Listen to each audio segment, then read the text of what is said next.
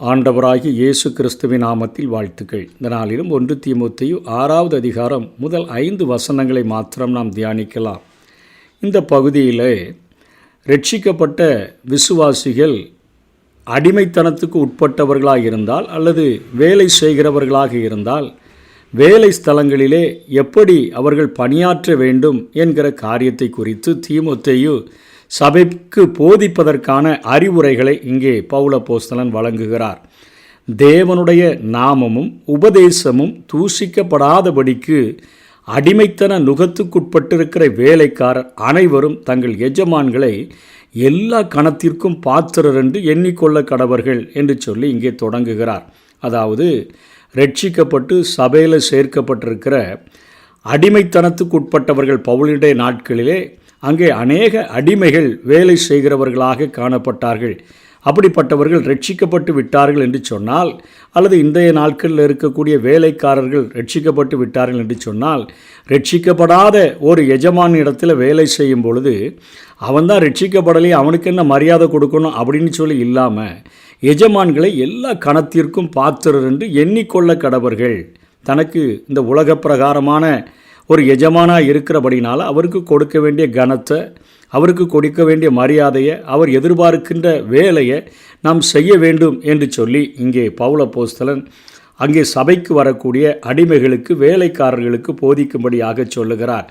அதற்கு காரணம் என்ன? தூஷிக்கப்படாதபடி தேவனுடைய நாமமும் உபதேசமும், அதாவது கிறிஸ்தவர்களான வேலையாட்களும் அடிமைகளும் தங்களது எஜமான்களை மதிக்காமல் அவர்களுக்கு எதிர்த்து நின்றால் இதை பார்க்கிற சில அவிசுவாசிகள் என்ன நினைப்பாங்கன்னா, இதை தவறாக புரிந்து கொண்டு கிறிஸ்தவர்கள் ஏன் இவ்வளவு அவமரியாதை செய்கிறாங்க, ஏன் எதிர்த்து நிற்கிறாங்க, ஏன் பாவத்தில் இப்படி வாழ்கிறாங்கன்னு சொல்லி அவர்களை மாத்திரமல்ல வணங்குகிற தெய்வத்தையே குற்றப்படுத்துவார்கள். இவன்லாம் ஆலயத்துக்கு போகிறான், அங்கே என்ன சபையில் இதை தான் போதிக்கிறாங்களான்னு சொல்லி உபதேசத்தையும் தவறாக சொல்லுவாங்க. இவன் வணங்குகிற தெய்வத்தை இவன் இந்த மாதிரி தான் புரிந்து கொண்டானா, இந்த ஆலயத்துக்கு போகிறேன்னு சொல்லிட்டு எஜமான மதிக்க மாட்டேன்னு சொல்கிறானே, இதுதான் அங்கே ஆலயத்தில் கற்றுக் கொடுக்கப்படுகிறதா என்று சொல்லி தேவனுடைய நாமமும் உபதேசமும் தூஷிக்கப்பட்டு விடும் என்று. ஆகவே சபைக்கு வருகிற அடிமைகளானாகட்டும் அல்லது வேலையாட்களாகட்டும் அவர்களுக்கு எஜமான்களுக்கு எல்லா கணத்தையும் கொடுக்க வேண்டும் என்று சொல்லி நீ போதித்து விடு என்று சொல்லுகிறார். ரெண்டாவது, விசுவாசிகளாகிய எஜமான்களை உடையவர்கள், அதாவது ரட்சிக்கப்பட்ட ஒரு எஜமான் அவனுடைய வீட்டில் வேலை செய்கிற வேலைக்காரர்கள் எப்படி இருக்கணும்னா, அவர்கள் ஒரு சபையில் கிறிஸ்துவுக்குள் சகோதரர்களாக எஜமானும் வேலைக்காரனும் மாற்றப்பட்டு விடுகிறான். அடிமை என்றும் சுவாதீனன் என்றும் இல்லாதபடி, யூதன் என்றும் கிரேக்கன் என்றும் இல்லாதபடி அந்த பிரிவினைகள் கிறிஸ்துவுக்குள் மாற்றப்படும் பொழுது எஜமான்களும் அங்கே வேலையாட்களுக்கு அல்லது அடிமை ஆட்களுக்கு கிறிஸ்துவின் அந்த உறவின்படி சகோதரர்களாக மாறுகிறார்கள். அப்படி இருக்கும்போது நம்ம எஜமான் தானே, சபைக்கு வருகிற ஆள் தானே அப்படின்னு சொல்லி அவர்களை அசட்டை பண்ணாமல் நல்வேலையின் பலனை பெற்றுக்கொள்ளுகிற அவர்கள், அதாவது நம்ம வேலை செய்கிறதற்கு ஏற்ற ஒரு ஊதியத்தை ஓனர் தருகிறார், எஜமான் தருகிறார். அதில் வீணான செலவுகள் இல்லாதபடி நமக்கு வாங்குகிற ஆசீர்வாதம் அல்லது சம்பளம் ஆசீர்வாதமாக இருக்கும்படியாக தேவன் தான் நமக்கு உதவி செய்யணும். அது நம்ம நல் வேலையின் பலனை பெற்றுக்கொள்ளுகிற அவர்கள். கர்த்தர் வீட்டை கட்டாராகில் கட்டுகிறவர்களின் பிரயாசம் விருதா. ஆகவே வருகிற கையின் பிரயாசங்களை ஆண்டவர் ஆசீர்வதித்து தேவையற்ற அந்த செலவுகளுக்கு நம்மை விலக்கி காக்கிறதற்காக நம்ம செய்ய வேண்டிய காரியம் என்னென்னா, எஜமான்கள் அவர்கள் ரட்சிக்கப்பட்டவர்களாக இருந்தார்கள் என்று சொன்னால், விசுவாசியாக இருந்தாங்கன்னு சொன்னால், சகோதரர்களாக இருந்தார்கள் என்று சொன்னால் அவர்களுக்கு அதிகமாய் வேலை செய்ய கடவர்கள். இந்தபடியே போதித்து புத்தி சொல்லு. அவர்களுக்கு எஜமான் சகோதரனாக இருந்தால் இன்னும் அதிகமாக நீ டெடிக்கேட்டடோடு வேலையை செஞ்சு கொடு அப்படின்னு நீ போதித்து சபையில் வருகிற அடிமைகளுக்கும் வேலையாட்களுக்கும் புத்தி சொல்லு அப்படின்னு சொல்கிறார்.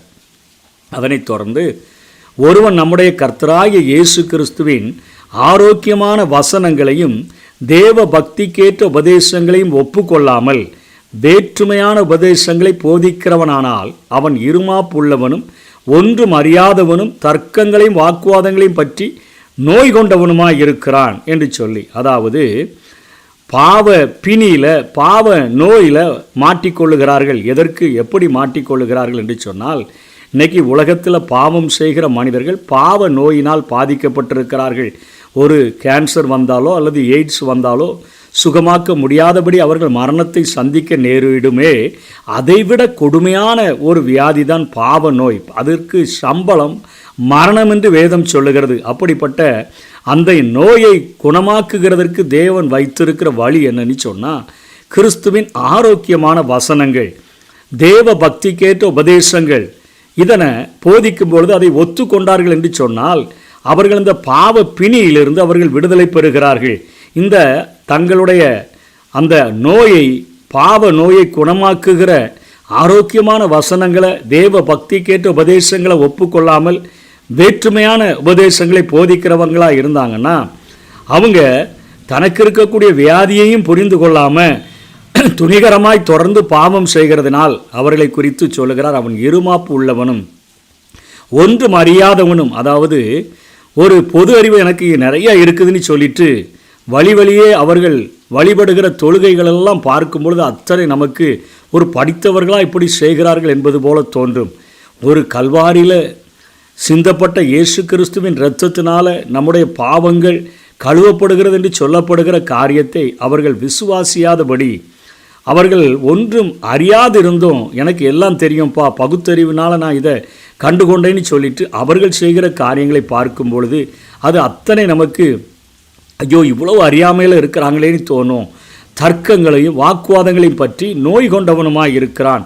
அவைகளாலே பொறாமையும் சண்டையும் தூஷணமும் பொல்லாத சச்சமயங்களும் உண்டாகி, சச்சமயங்கள் என்பது இங்கே ஐயங்களை குறிக்கிறது, அதாவது சந்தேகங்களை குறிக்கிறது.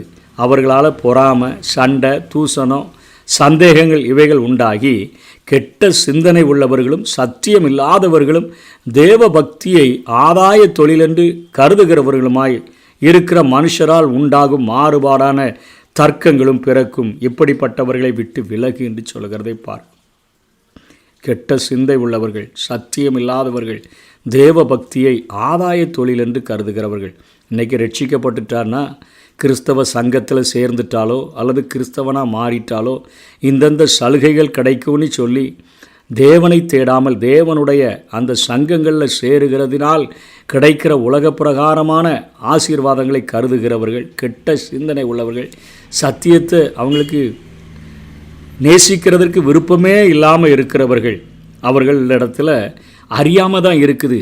ஏன்னா பாவம் நம்ம கர்த்தருக்கு பயப்படுதல் தான் நம்முடைய ஞானத்தின் ஆரம்பம் என்று வேதம் சொல்லுது. அப்போ நம்ம ஞானவான் என்று சொல்லணும்னா நம்ம கர்த்தருடைய வார்த்தைகளுக்கு கீழ்ப்படிந்து பாவத்துக்கு விலகி ஒரு பரிசுத்த வாழ்க்கையை வாஞ்சித்து நாம் வாழ தொடங்கும் பொழுது மாத்திரமே நாம் ஞானம் உள்ளவர்களாக மாறுகிறோம் என்பது தான் வேதத்தின் கருத்து. அது இல்லைன்னு சொன்னால் நம்ம இருமாப்புள்ளவங்க, உன்னையை அறியாதவங்க, வீணா தர்க்கத்தை வாதத்தை செய்கிறவங்க, ஆவிக்குரிய அந்த வாழ்க்கையில் ஒரு நோய் கொண்டவங்களாக நம்ம இருக்கிறோம். அதனால் நமக்கு பொறாமை வருது, சண்டை வருது, தூஷணம் வருது, பொல்லாத சந்தேகங்கள், சச்சமயங்கள் வருது. கெட்ட சிந்தனை உள்ளவர்களா, சத்தியம் இல்லாதவர்களா, தேவ பக்தின்னா அதில் ஏதாவது வருமானம் கிடைக்காதா, ஆதாய தொழில் என்று எண்ணுகிறவர்களாக மாறி மனிதர்களால் உண்டாகிற மாறுபாடான தர்க்கங்கள் பிறக்க ஆரம்பித்து விடுகிறது. அதாவது தவறான போதனைகளை கைக்கொள்ள நினைக்கும் பொழுது தர்க்கத்திற்கு நேராக அது வழிநடத்திவிடக்கூடியதாக இருக்கிறது. ஆகவே இவைகளை நீ தெளிவாக அவர்களுக்கு போதித்து சபைக்கு வருகிற வேலையாட்களுக்கு, அங்கே வருகிற அடிமைகளுக்கெல்லாம் நீ போதிக்க வேண்டும் என்று இங்கே பவுல் அப்போஸ்தலன் போதிக்கிறதை பார்க்கிறோம். ஆகவே நாளைய தினத்திலே இந்த 6வது வசனத்திலிருந்து பணத்தை குறித்த காரியங்கள் நாம் பார்த்து நாம் அதனை தெரிந்து கொள்வோம். கர்த்தர் தாமே நம்மை ஆசீர்வதிப்பாராக. ஆமென்.